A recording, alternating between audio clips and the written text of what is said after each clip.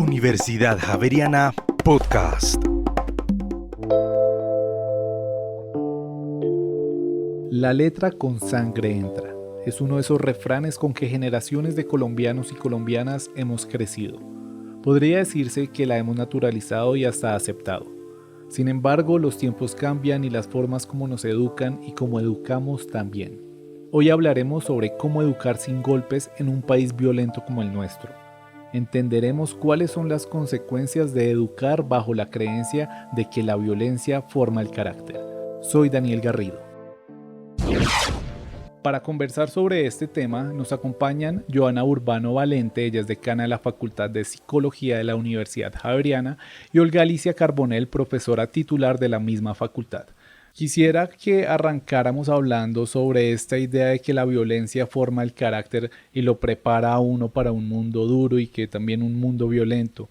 ¿Cuál es esa idea tradicional de educar usando la violencia y cuándo empieza a cambiar esto y por qué? Quisiera que arrancáramos hablando sobre esta idea de que la violencia forma el carácter y lo prepara a uno para un mundo duro y que también un mundo violento. ¿Cuál es esa idea tradicional de educar usando la violencia y cuándo empieza a cambiar esto y por qué? Bueno, ¿cuándo empiezan a cambiar estas ideas? Esto ha sido un proceso largo, Daniel, y a la audiencia que nos esté oyendo, porque han sido varios los factores que han incidido en estos cambios. Yo te podría decir que esto ha empezado más o menos en un periodo de unos 25 años, en que tres factores han sido, yo diría, claves en que este panorama del uso de las violencias y del control y de usar formas de coerción han existido porque ha implicado también cambios de actitudes sociales, de maneras de ver el castigo físico, de su normalización, de considerar lo que es la forma, entre comillas, ideal de criar. Y tiene mucho que ver con tres aspectos, como te decía ahorita. Uno es la investigación. Las evidencias científicas de estos últimos 25 años han permitido entender que el castigo físico, el uso también del trato humillante que lo acompaña en general, no es tan inofensivo como todos creemos, no pasa nada. Lo segundo es también que tenemos la Convención de los Derechos del Niño y la mayoría de los países del mundo han firmado esa convención y la convención se ha comprometido profundamente por prohibir, por desarraigar esas ideas, estas costumbres y volver esto una práctica que es inaceptable porque va contra los derechos de los niños, las niñas y los adolescentes. Un tercer aspecto que ha sido fundamental y que Colombia además tiene ya la feliz noticia con relación a ese tercer aspecto son la reforma de las legislaciones en muchos países del mundo.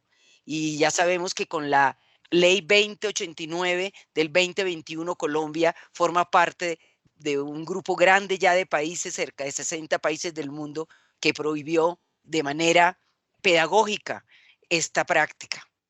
Entonces, esto que ha llevado en consecuencias cambios a las políticas públicas, que las políticas públicas se han comprometido para erradicar esta práctica que es nociva para los niños.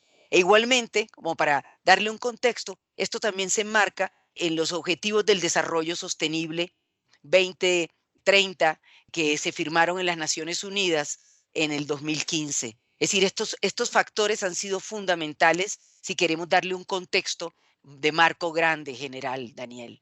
Yo a lo que acaba de decir Olga Alicia solamente quisiera agregar dos cosas y es que también esto se presenta, digamos, esto es como un contexto más cercano al que está presentando Olga Alicia, pero quizás desde antes, yo diría que desde el principio del siglo XX, hay una nueva concepción de niñez y de adolescencia.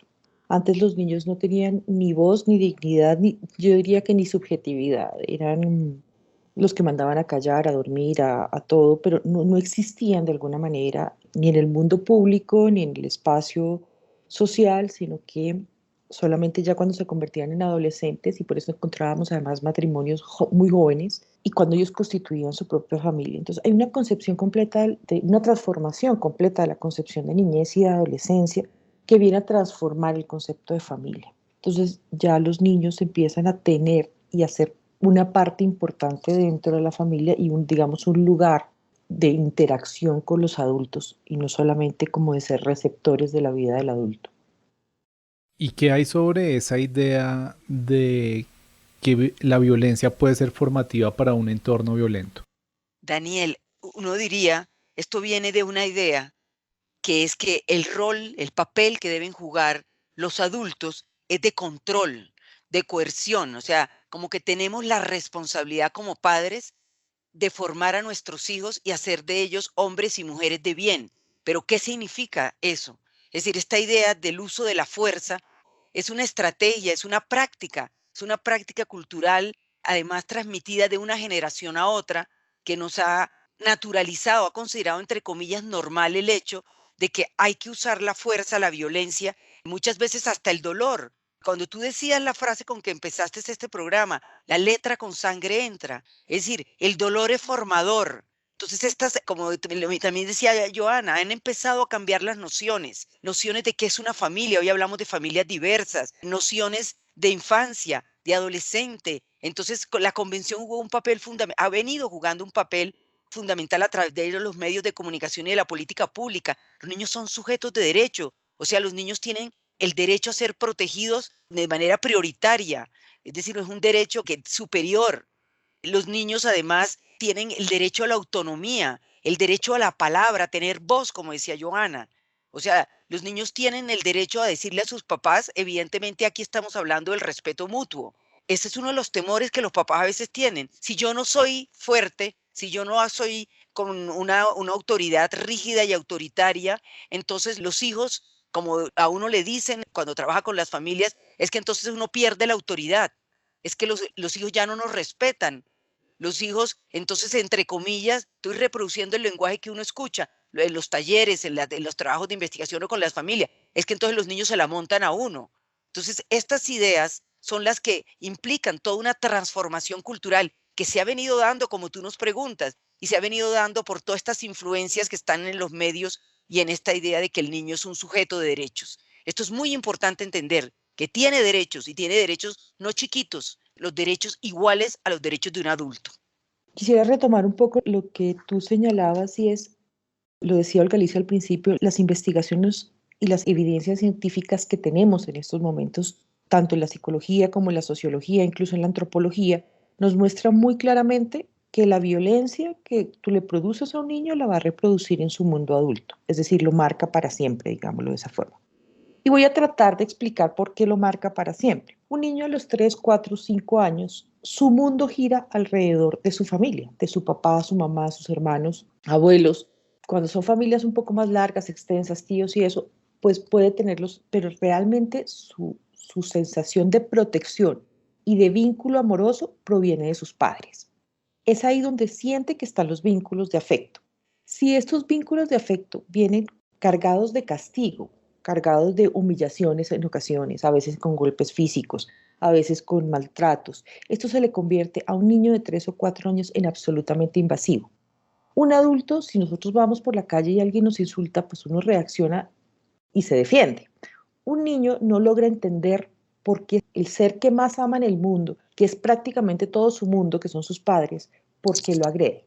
Si a eso le sumas que normalmente cuando un padre castiga, castiga con rabia porque está furioso por lo que acaba de decir Olga Alicia, porque siente que no lo está haciendo bien, porque el niño lo desobedece, porque el niño es desordenado, porque el niño no estudia, pues el niño, además de estar sintiendo la agresión verbal o física, está sintiendo la rabia de su padre o madre, sus padres cualquiera de los dos. Y esto le genera lo que en la literatura le llaman vacilaciones afectivas, es decir, yo empiezo a desconfiar de esa figura de afecto.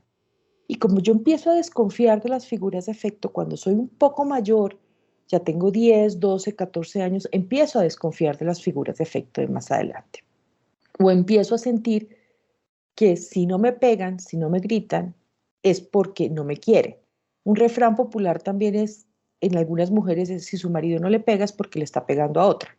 Entonces empezamos a repetir estos círculos de violencia y empezamos a pensar que estas formas de manejar nuestra rabia es la forma como nos enseñaron los padres a manejar nuestra rabia, que es a través del castigo, la humillación y la violencia, y se convierte en un círculo vicioso eterno en donde lo que hay en el fondo es que no hay una confianza en las relaciones afectivas porque uno no sabe en qué momento se le van a devolver.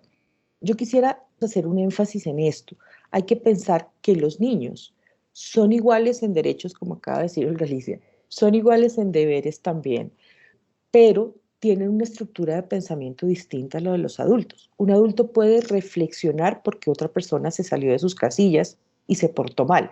Un niño automáticamente se autoculpa y empieza a sentir que no es lo suficientemente bueno. Entonces, la violencia lo que lleva es a un dolor inmenso interno en el niño, que es lo que debemos tratar de evitar. Sabemos, por supuesto, que los niños a veces no quieren comer, dañan los juguetes, gritan, patanean, si me permiten, etcétera, etcétera, porque son niños y están aprendiendo a hacerlo. Pero uno podría tratar de lograr con ellos conversar de lo que está pasando o canalizar toda esa energía que tiene el chiquito de otra manera, de tal forma que esto no se convierta necesariamente o que no lleve a un castigo o a una forma de violencia, a unas palabras humillantes. Es muy común que a veces no golpean a los niños, pero le dicen es que usted sí es bruto, es que usted no es capaz, es que usted no entiende. Y eso a veces es quizás una violencia muchísimo más fuerte que el mismo golpe para un niño, digámoslo de esa forma. Entonces es importante que los padres o los adultos que estamos alrededor de los niños entendamos que ellos no tienen la capacidad de comprender y analizar el mundo como quizás lo tenemos nosotros, y eso hace que la violencia para ellos deje una huella muchísimo más profunda que lo que podría dejar en un adulto. Bueno, ya mencionaba Joana algunas de las consecuencias que ejercer la violencia en un niño o una niña puede tener no solo en ellos, sino también en su relación con la sociedad. Los temas profundos también que se vuelven problemáticos, como desconfiar de las figuras de afecto o tener desconfianza de esos vínculos afectivos naturales de ellos. Quisiera entonces que aterrizáramos un poquito esto que ustedes nos han mencionado a la consulta, a cómo llegan los padres a hablar con ustedes, qué presentan ellos como los problemas principales a la hora de relacionarse con sus hijos que puedan involucrar la violencia o no necesariamente física, pero también, como la mencionaba Joana, psicológica y otras maneras. ¿Cómo ven ustedes que llegan los padres a terapia? ¿Qué es lo que más los preocupa o en lo que más tienen que trabajar? ¿Y ustedes cómo empiezan precisamente a tratar este tema con ellos? Bueno, Daniel, entonces, ¿qué nos encontramos? Cuando tú nos haces la pregunta, bueno, y entonces, ¿qué pasa con los padres y cuando los padres buscan ayuda? Nos vamos a encontrar que algunos padres la buscan ellos espontáneamente porque empiezan a darse cuenta que la forma, que la manera como se están relacionando con sus hijos no está siendo efectiva, no están logrando sentirse bien, además, están sintiendo que están muchas veces metidos como en un pequeño campo de batalla. Algunas veces los propios papás simplemente lo que hacen es que cada vez refuerzan más una disciplina coercitiva, fuerte, violenta, y eso puede ir en escalada, puede ir perfectamente en escalada del castigo leve hasta el castigo muy severo, y como estamos diciendo hoy por hoy, con el aporte de la investigación nos está mostrando que las fronteras entre lo que llamamos el castigo físico y el trato humillante y el maltrato infantil es totalmente difusa y que no son dos fenómenos o aspectos distintos. Es decir, la práctica del uso del castigo físico y el maltrato infantil es un continuo que va en términos de severidad y frecuencia. Es decir, en la medida que se va volviendo cada vez más frecuente porque me siento más impotente, más incapaz para controlar la situación del niño, y es lo que hemos encontrado, las famosas lecciones que fácilmente entran al castigo físico, al maltrato infantil, es para darle una lección, entonces cada vez le pego más y cada vez quiero ser más severa para que aprenda. Entonces, eso es una de las cosas que nos encontramos. Entonces, los propios papás llegan a veces a un límite que buscan la ayuda. Otras veces, sobre todo a un grupo de personas que son importantes, son maestras en la educación inicial o las profesoras en la educación secundaria, es decir, porque el castigo físico en este país está ocurriendo desde el primer año de vida hasta la adolescencia y mantiene una curva sostenida y además tiene unos picos en ciertos momentos. Entonces, eso es una de las cosas que uno se encuentra y ellos van entonces desesperados porque los remitió el colegio, el pediatra o algún profesional les dice, yo creo que sería bueno el que usted busque ayuda. Entonces, eso nos lo encontramos. ¿Y qué afectaciones llevan ellos? No es que el niño no me obedece, es que el niño es insoportable, no me obedece. Pero es que, ¿qué es lo que se está afectando? Es que el niño ha aprendido a obedecer por miedo. Entonces, con el miedo, con el castigo físico y el trato humillante, que es lo que nosotros llamamos el maltrato psicológico, el niño por temor es que actúa. Entonces, él para la conducta en el momento en que teme el insulto o el golpe. Pero luego, ¿qué pasa? Que él lo que aprende es hacerlo por detrás. Es decir, que qué es lo que no promueve entre las cosas, las consecuencias que tú nos preguntabas, el desarrollo moral. ¿Por qué? Porque el niño aprende obediencia a corto plazo, pero no aprende a interiorizar las normas, los valores que sustentan por qué yo no le puedo pegar a mi amigo, por qué no le puedo romper el trabajo a mi hermanito, entonces, por qué no puedo patear a mi papá. Y no le da al niño alternativas para comportarse, para actuar de manera distinta, ni tampoco le muestra que su comportamiento tiene consecuencias en los otros y en sí mismo. Entonces, Daniel, por ejemplo, esto es un área bien complicada que los papás entiendan. Es decir, los niños aprenden es a actuar por temor y pensémoslo ahora a largo plazo. Si la policía no me ve, si el otro no me ve, y entonces después nos preguntamos por cosas que tienen efectos a largo plazo. La corrupción y muchas de las cosas que están ocurriendo en nuestra sociedad tienen que ver con esto. Es decir, la idea de que yo no interiorizo la norma, el valor que trae esa norma, porque esa conducta es inadecuada. También, por ejemplo, lo que señalaba Joana, los niños pierden la confianza en sus padres porque quien los debe cuidar, proteger, es quien los agrede. Entonces, la pérdida de la confianza no es cualquier cosa. Mi hijo no confía en mí o mi adolescente no confía en mí. ¿Qué pasa? No lo puedo proteger porque él no me va a contar los problemas que tenga con sus compañeros en la escuela, lo que le pasa con adultos. Por ejemplo, no puedo protegerlo. Algo tan que está pasando en este país, las estadísticas están muy elevadas. Por ejemplo, el abuso sexual. Si el niño no me tiene confianza o el adolescente no me tiene confianza, no me va a contar. Entonces, esto tiene que ver con cosas que están incidiendo en la vida cotidiana de las familias. Por ejemplo, para darte otro, hay muchísimas razones y podríamos seguir hablando de las consecuencias, pero otra que me parece importante, si los papás son un modelo de agresión porque los papás no logran regular sus emociones, las evidencias investigativas han mostrado que los niños repiten esos patrones, esas formas de comportarse. Entonces los niños son más agresivos y no, lo que los papás tienen que entender que esto no solo es en la niñez temprana o en la media, o sea, cuando están en el periodo escolar o en la adolescencia, es que esto está incidiendo a lo largo de la vida. Entonces la persona aprende que la conducta agresiva es normal, que es la forma como él debe comportarse para obtener lo que él necesita. Y de ahí es donde estábamos hablando ahorita con Joana de la transmisión intergeneracional. Aprendo a actuar de manera violenta con los otros, con mi pareja luego, con mis hijos, en otros contextos, en mi trabajo, en la calle. ¿Me entiendes? Entonces hay muchas consecuencias que esto está teniendo en las personas. Y para cerrar este pedazo, pero podríamos conversar de esto, la salud mental. Cuando el castigo es reiterado, es repetido, severo, va afectando la salud mental de las personas, la confianza en sí mismo, sentirse en la vida asertivo, que uno hace las cosas y las hace bien, sentimientos de humillación, de abandono. Entonces, los papás llegan con muchas de estas preguntas. Es que la maestra me dice que el niño es inseguro, que el niño llora por cualquier cosa, que el niño es muy agresivo y hace lo que hoy estamos hablando del bullying, o sea, el matoneo, que se burla de los otros, que le pega a los otros. Pues es que él tiene un modelo de agresión, de burla, de una autoridad que no lo respeta, porque el respeto es mutuo. Yo solo quisiera agregar una cosita a lo que acaba de decir Olga Alicia, que me parece que es bastante claro en relación a la pregunta que tú hiciste, y es realmente extraño, por decirlo, no es común que cuando llegue un niño a consulta realmente el problema sea del niño. Tenemos algunos niños, por supuesto, que tienen algunos déficits de desarrollo. Sin embargo, cada día los diagnostican más y uno se preguntaría si es así, porque la literatura habla pues de un 5% de problemas de hiperactividad, pero pues hay lugares en los que ya, creo que Colombia está como en el 70% por los diagnósticos que hacen. Pero más allá de eso, lo que sí quisiera decir es que el niño actúa mucho, y Olga Alicia fue muy clara como en eso, en forma de conjunto. O sea, aquello que le acontece al niño es la evidencia de todo lo que está pasando en la familia, o en su entorno social, o en su grupo familiar, o en el colegio, pero es muy raro que él independientemente desarrolle, digamos, una enfermedad mental, digámoslo, o un problema solo, aislado e independiente. Entonces, yo creo que ese es un punto muy importante porque generalmente cuando llegan a consulta, primero llegan los padres, cuando llegan de manera voluntaria, llegan muy angustiados. ¿Qué hicimos mal? ¿Cómo nos lo dañamos? O sea, nosotros lo amamos inmensamente y nos tiramos al chino, digamos, lo atrofiamos en el camino.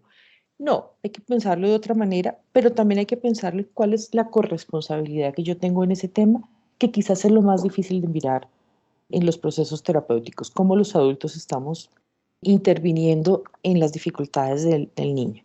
Ahora, bien, es fundamental que si uno está viendo un niño que tiene alguna dificultad, lo lleve a un proceso de acompañamiento.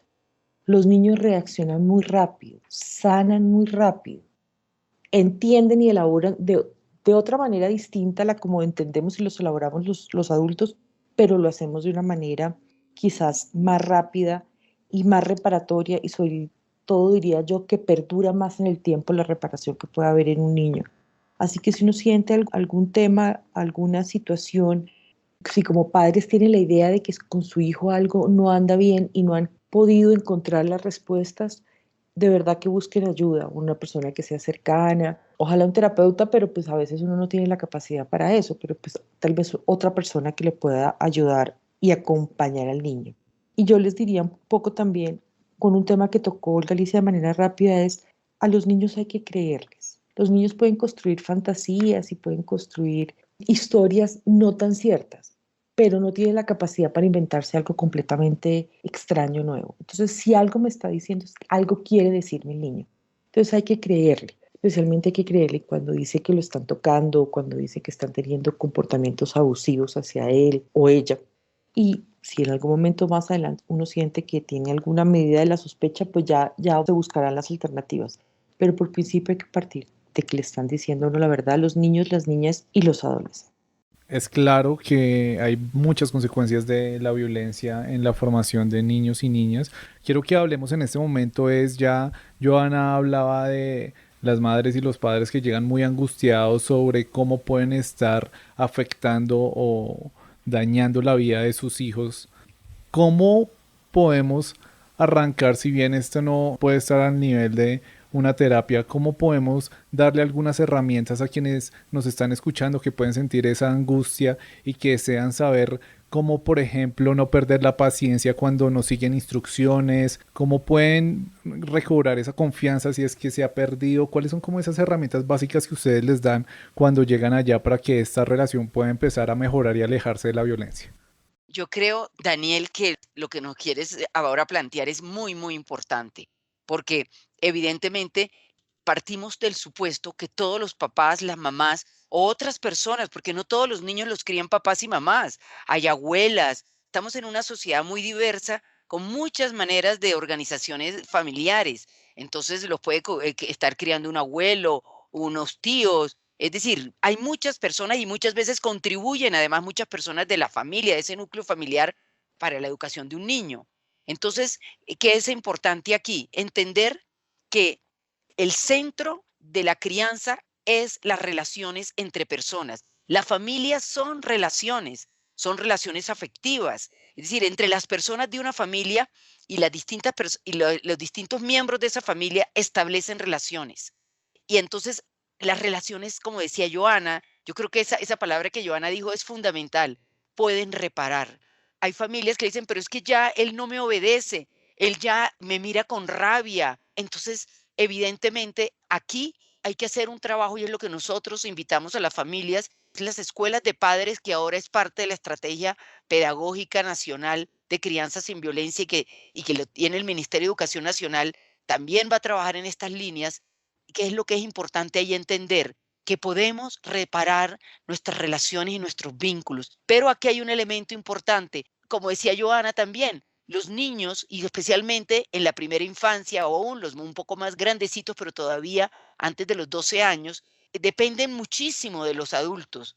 Los adultos son lo que nosotros llamamos emocionalmente, son su base de seguridad, son aquellas personas en las que ellos confían. Entonces, ¿qué pasa? ¿Quién tiene que empezar a cambiar? En la adolescencia la cosa puede volverse un poquito más compleja, pero también se pueden reparar esos vínculos afectivos, esa confianza perdida.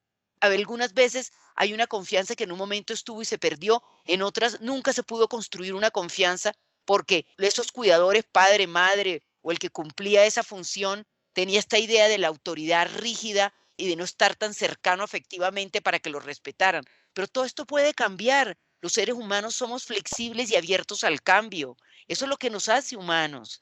Entonces, ¿cómo podemos reconstruir la confianza y los afectos? Pues tiene que partir de los adultos.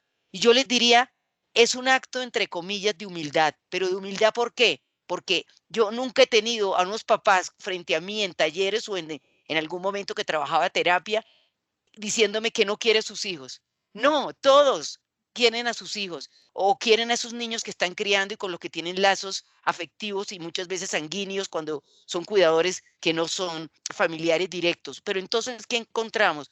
Es cómo el adulto empieza a cambiar la relación, cómo empieza a tratarlo distinto, cómo empieza cuando, como tú nos decías, cuando pierde la paciencia y además porque los seres humanos tendemos a repetir lo que llamamos patrones. ¿Qué quiere decir eso? Tendemos a repetir formas con las que nos relacionamos con los otros. Se nos vuelven automáticas. Entonces, si el niño me miró mal o el niño me dio el sol a voz, yo le pego el grito o le pego la palmada. Ya es automático, pero ahora si me hago consciente, si yo me hago consciente de que yo quiero cambiar. Por eso es que hoy estamos hablando y el ICBF está hablando de una crianza amorosa, una crianza consciente, una crianza respetuosa. Y es lo que todo esto viene con una evidencia científica. Entonces, ¿esto qué significa? Que empiezo a tener la paciencia y darme cuenta. Con los más chiquitos, más rápido de pronto lo voy a darme cuenta que cuando yo empiezo ya no a gritarle, sino que hago el ensayo, lo pruebo, respiro. Si estoy muy desesperado, le digo a alguien de la familia que me colabore, porque no quiero ser agresiva o agresivo, porque la agresión la tenemos de papá, mamá o de otros cuidadores, o estas prácticas que pueden ser en un momento muy violentas. Entonces, de esa manera, yo empiezo a cambiar mi comportamiento y el niño empieza a darse cuenta que algo cambió y empieza de pronto lentamente a ceder. La relación la podemos reparar y podemos poner palabras y es importante poner palabras, decirle, me equivoqué, sabes que yo no te quiero pegar, pero me desespero porque no me obedeces. Tratemos los dos, no me mientas y yo te prometo que cuando tú me cuentes la verdad, vamos a conversar y no te voy a regañar ni a gritar. Voy a conversar contigo para que entiendas por qué haces esas cosas. ¿Qué es lo que estás sintiendo? Muchas veces los adultos no pensamos que los niños sienten cosas. Entonces, en esa pérdida de confianza, esos niños buscan a otros niños o a otros adultos y no sabemos muchas veces si lo que les están diciendo y aconsejando es lo adecuado. Entonces, hay que recuperar esa confianza, pero parte del adulto. Y en la adolescencia va a ser más difícil, porque en la adolescencia el adolescente muchas veces tiene resentimientos y tiene resentimientos grandes y desconfianzas, pero también nos podemos acercar y decirles, y los hijos también, los hijos quieren a sus padres y las hijas, entonces van a terminar, si los padres empiezan a cambiar su actitud, también ellos a cambiarla y pueden reconstruir y reparar esos vínculos o construir unos distintos basados en la confianza, en el afecto. Muchas veces venimos de experiencias donde unas familias usan más el contacto físico, otras más las palabras, otras más cocinarle rico y decirle cosas bonitas. Bueno, cada familia es distinta, pero son formas de amorosidad, de acercamiento afectivo, de confianza y de respeto. El hijo no los puede respetar si no lo respetan. Esto es mutuo, como en la pareja. ¿Cómo le voy a pedir a mi pareja respeto si yo no la respeto? Entonces, esto está basado en el diálogo. Y este es el aprendizaje que se tienen que trabajar en todos los espacios, tanto terapéuticos, no solo en la terapia, en la escuela. Tenemos que hacer campañas nacionales. Si quieres, después podemos hablar también de estos aspectos de qué implica la prevención. Yo quisiera resaltar un tema que me parece fundamental, dos palabras de lo que acaba de decir Olga Alicia. Es una relación para construir. Al principio de esta conversación planteábamos que ha cambiado el concepto de niño, que hasta quizás mediados del siglo pasado los niños no tenían ni voz ni palabra. Y claro, uno diría, llevan 30, 40 años empezando a ser una figura importante en la familia, pero pues eso en la historia de la humanidad, es decir, en 2000 años, pues no es mucho, digámoslo de esa forma. y tenemos que aprender que con ellos se puede establecer un vínculo, una relación y esa relación hay que construirla. A veces nos imaginamos que los hijos son para toda la vida y que si es el hijo de uno, pues tiene que aguantarse todo lo que uno es y todo lo que uno hace y viceversa. También hay hijos que consideran que los padres tienen que aguantarle todo pues porque son sus papás. Y efectivamente no. Esto es una relación de familia. Y si bien los lazos familiares son muy importantes y en un país como Colombia la sangre es muy fuerte y los lazos de sangre son tradicionales y atan enormemente, tenemos que ir aprendiendo que las relaciones se construyen y se construyen en la dignidad, el respeto, el cuidado por el otro, que el otro tiene palabra, que tú también tienes palabra. Creo que Olga Alicia nos puso ejemplos muy valiosos. Los adultos también nos equivocamos y podemos repararlo.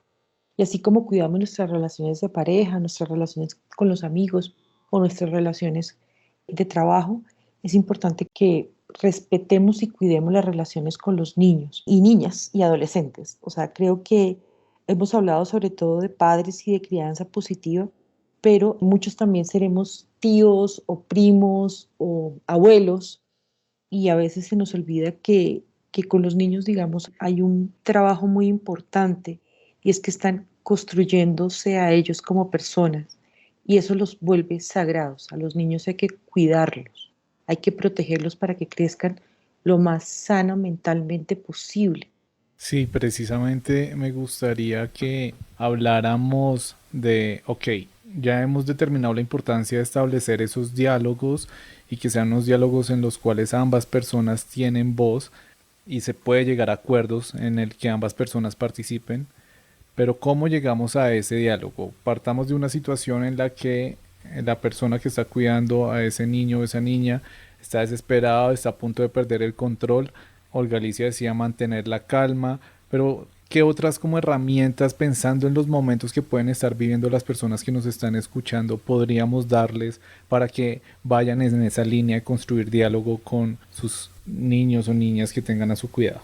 Daniel, yo te diría, basando en datos nacionales, la encuesta nacional de salud y demografía del 2015, ¿qué nos muestra? ¿Quiénes son las que más infligen castigo físico? Las madres. Pero, ¿qué hay ahí? También, ¿será que nosotras somos más agresivas y pegonas y que los papás menos? ¿O es que detrás de eso hay una cosa más complicada, que es que nosotras permanecemos y somos más tiempo con los niños, somos las responsables del cuidado y la crianza de los chiquitos y por eso, aparentemente, claro que las estadísticas nos dicen en frecuencia que más pegamos, pero ¿qué pasa? Que es que los padres están mucho, mucho menos tiempo al cuidado de los niños, aunque cada vez, afortunadamente en este país, vemos más excelentes papás cuidadores. Y ya los papás se han dado cuenta que qué importante, qué significativo, qué gratificante emocionalmente en términos de su vida, de su satisfacción,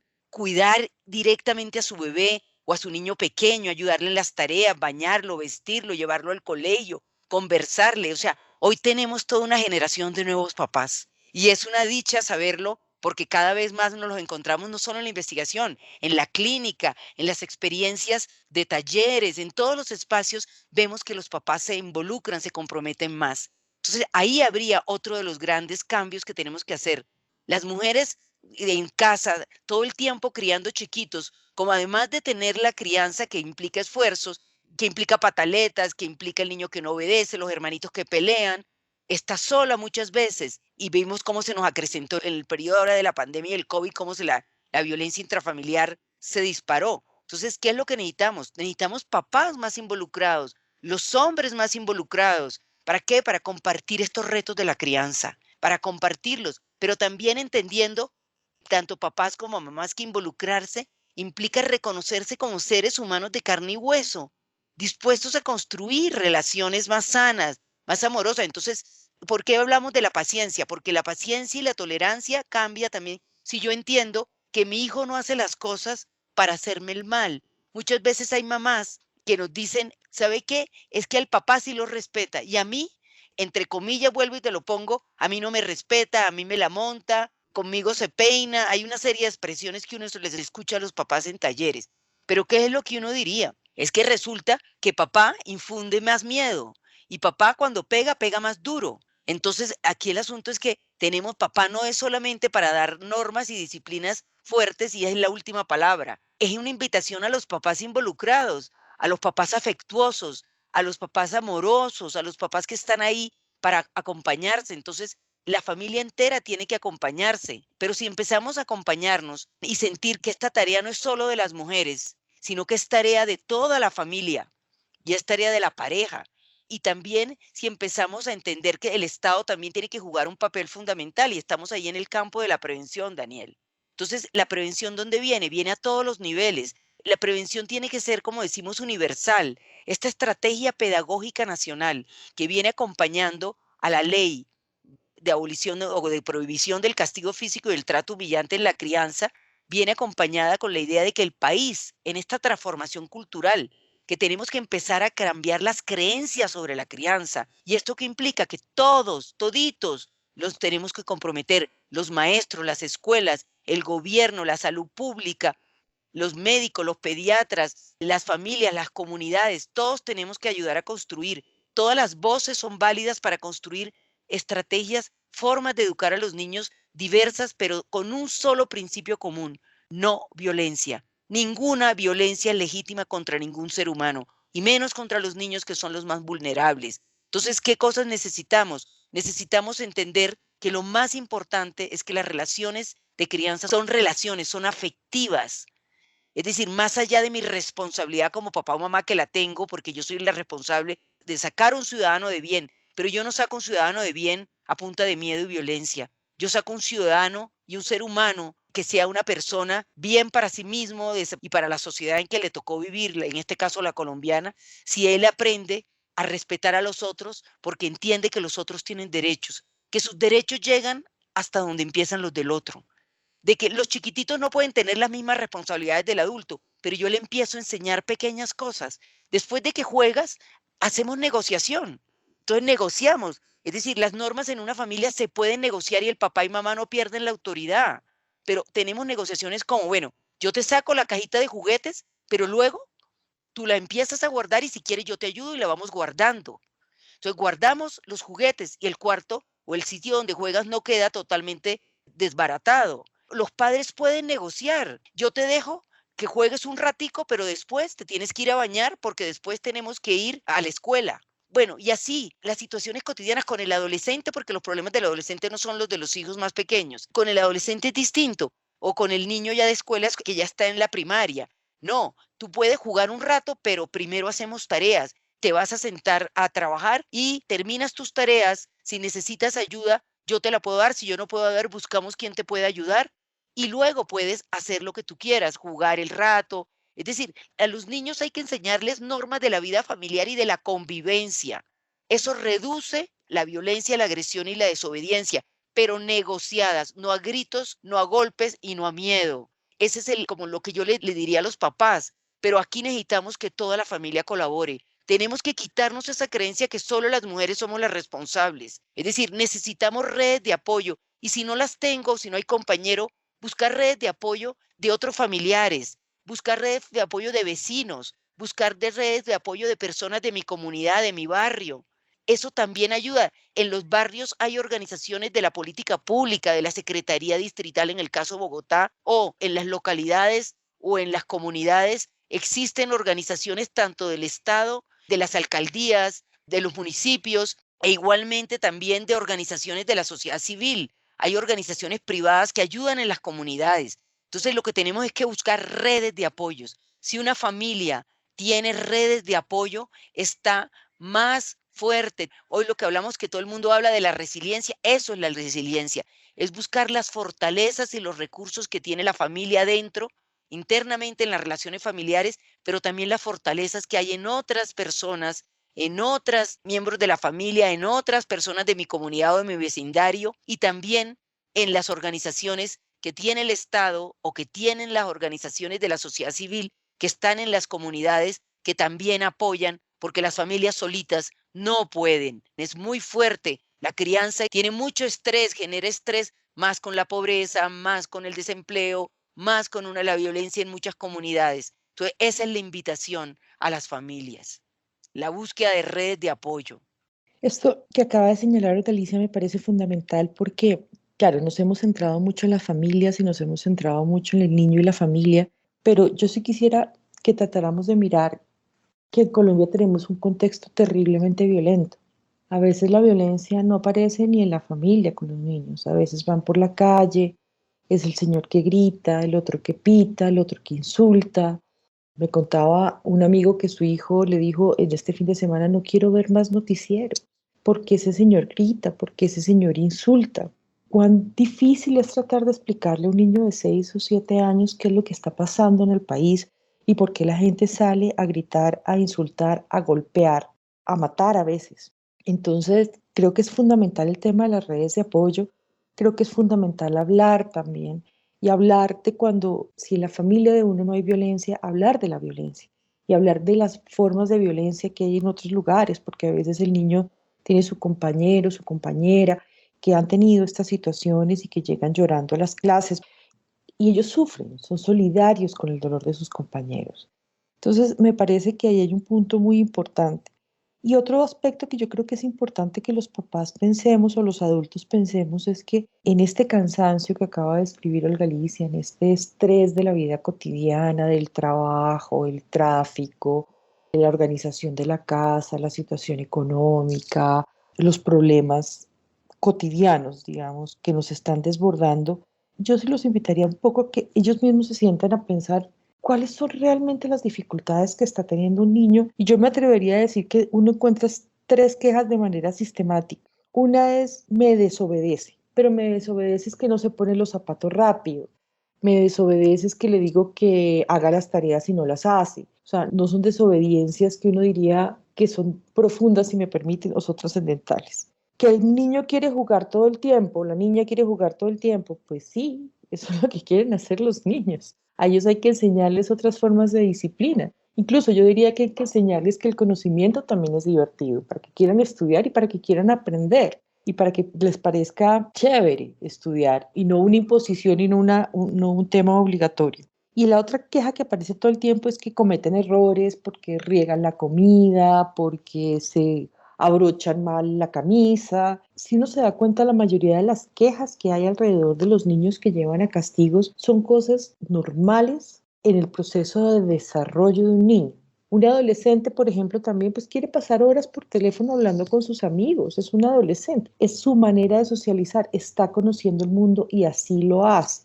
Y entonces quiere pintarse el pelo de 1000 colores porque está encontrando cómo es que se le ve la cara bien o mal o regular. Entonces, muchas de las cosas que suceden a veces por estar tan angustiados, por estar tan estresados, por tener tantos problemas, magnificamos problemas que podrían ser en otro momento quizás hasta historias divertidas. O quizás pueden ser las mismas situaciones que pasan cuando todos estamos en vacaciones, pero en vacaciones ya la cosa es más tranquila porque no tenemos la presión y porque nos damos el permiso quizás de estar más tranquilamente en familia. Yo creo que también esto que es la violencia, que hoy estamos hablando de los adultos hacia los niños y a veces de los niños hacia los adultos, generalmente reactaria, yo creo que es importante que pensemos cuál es la violencia que está en nuestros contextos y por qué me descompone tanto, por qué me saca la piedra, como se dice vulgarmente, por qué me genera tanta rabia este comportamiento de mi hijo, de mi hija, de mi adolescente o de mi nieto, de mi nieta, que tiene quizás también un poco que ver con nuestras propias historias de familia y con nuestras propias historias de violencia. Muchas personas han tenido sus propias historias en donde no los dejaban ni hablar, ni expresarse, ni hacer lo que querían y sienten de alguna manera un poco de rabia porque los niños ahora quizás pueden ser más libres o quizás tengan más derechos. Entonces uno oye las historias, ay, si yo le hubiera hecho eso a mi mamá o si le hubiera hecho eso a mi abuela, en mi época era distinto y nos cuesta a veces pensar primero que ha cambiado el contexto y segundo que nosotros también vivimos en un contexto de violencia y a veces lo reproducimos. Y Olga Alicia decía hace un rato una cosa que es muy importante y lo reproducimos sin querer. Yo creo que la inmensa mayoría de los padres siente un amor profundo por sus hijos y lo último que quisiera en la vida es hacerlos daño. Pero a veces cuando no tenemos la capacidad de automirarnos y reaccionamos de una manera impulsiva, terminamos haciendo más daño que bien a esos seres que quizás son los que más amamos en el mundo. Bueno, ya creo que hemos dado algunas, o ustedes han dado algunas herramientas bastante importantes para las personas que son cuidadoras, pero ya lo mencionaba también Olga Alicia, la importancia de todas las demás personas que estamos alrededor, ¿no? Que esto no es una responsabilidad solo de las madres, sino del Estado, de la sociedad. Y me gustaría que termináramos en esa línea, que ustedes invitaran a hacer una reflexión o cuáles serían como esas palabras que ustedes dirían para no los cuidadores, sino el resto de la sociedad, que también tenemos que estar involucrados en esta formación, porque el mismo contexto es violento. Que un niño esté trabajando en vez de ir al colegio, por ejemplo, eso ya es un niño que está creciendo en la violencia. ¿Cuál sería esa invitación final de ustedes para quienes están escuchando y pueden también reflexionar al respecto como sociedad frente a los niños y su formación? Yo te diría, Daniel, que ya mirado con una mirada más macro, más grande, que pone la responsabilidad ya no solamente en la familia, porque la familia tiene una responsabilidad, pero estamos hablando de corresponsabilidad. ¿Y qué es corresponsabilidad? Es que la responsabilidad es compartida entre el Estado, entre la sociedad civil, es decir, todos nosotros, y, y las familias. Entonces, ¿cómo esto se podría expresar? Y es donde está el compromiso. Cuando yo les decía que la ley de abolición del castigo físico y el trato humillante venía pegado a ella como parte de esa ley, lo que llamamos la Estrategia Pedagógica Nacional de Crianza sin Violencias, lo que estás hablando es un compromiso de transformación cultural, Daniel, de cambiar los sistemas de creencias, porque como señalaba Joana, nos criaron generaciones tras generaciones, lo que hemos hablado cuando empezamos esta conversación contigo. Es decir, venimos con experiencias de crianza de muchísimas generaciones donde la violencia, el uso del castigo físico y el trato humillante ha sido parte de la crianza como algo totalmente normal, entre comillas, natural. Entonces, ¿qué es lo que necesitamos? Necesitamos unos compromisos, primero por parte del Estado. El Estado debe ser garante de derechos. En este momento, el Instituto Colombiano de Bienestar Familiar está absolutamente comprometido. Igualmente, la Consejería Presidencial para la Primera Infancia está absolutamente comprometida, y así las distintas organizaciones del Estado, para ayudar a esta transformación cultural. Entonces, hay un compromiso que implica recursos por parte del Estado, que los va a poner porque esto ya es una ley de la República, pero por el otro lado, hablemos de la sociedad civil. ¿Y quién es una de las más responsables? Los medios de comunicación. Los medios de comunicación tienen que hacer campañas masivas. Esto es la prevención universal. Los medios tienen que empezar a mostrar que no es legítima ninguna forma de violencia, y menos contra los niños, que los niños tienen derecho a voz, que los niños son sujetos de derechos. También las escuelas, hay que educar a los maestros, hay que educar a las enfermeras, a los profesionales, hay que educar en todas partes, público y privado, para que la sociedad civil se comprometa y no siga justificando el uso del castigo físico. Si le hizo una pataleta, dele una palmada. Si no lo obedeció y le dijo alguna palabra grosera, lávele la boca con jabón o péguele un golpe en la cara, una cachetada. Esto es lo que oímos. Entonces, ahí hay un compromiso. Es decir, donde las familias que ya tienen esta práctica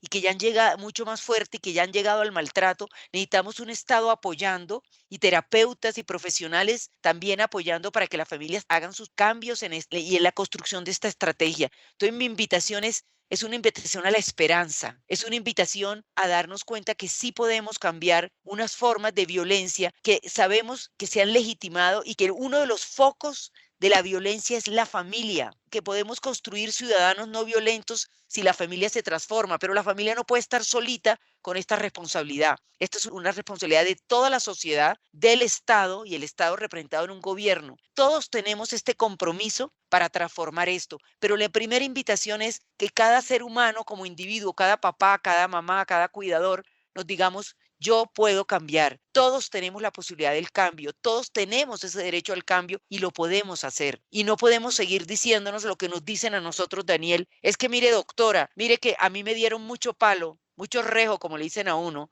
y aquí estoy bien. Y yo diría, ¿cómo va a estar bien si usted justifica seguir la violencia, señor o señora? Es decir, la idea no es juzgar a otros, la idea es decir: sí podemos transformarnos, sí podemos cambiar. Y ya Colombia dio el primer paso con esta ley. Ya que tú comenzaste con un refrán de la vida cotidiana, pues yo les diría: no les hagas a los otros los que no te gustaría que te hicieran a ti. Yo creo que esa es la esencia, no importa si es niño, niña, adolescente, negro, blanco, LGTBI, hombre, mujer. No le hagas a los otros lo que no te gustaría que hicieran a ti, y yo creo que a nadie en la vida le gusta que lo trate con violencia. Así que descartemos la violencia como una forma de relación en esta sociedad. Bueno, pues Olga Alicia Carbonell y Joana Urbano de la Facultad de Psicología de la Universidad Javeriana, muchísimas gracias por haber tenido esta conversación y por haber estado en este espacio. No, muchas gracias a ti. Muchísimas gracias, Daniel. Encuéntranos en todas las redes sociales como @unijaveriana.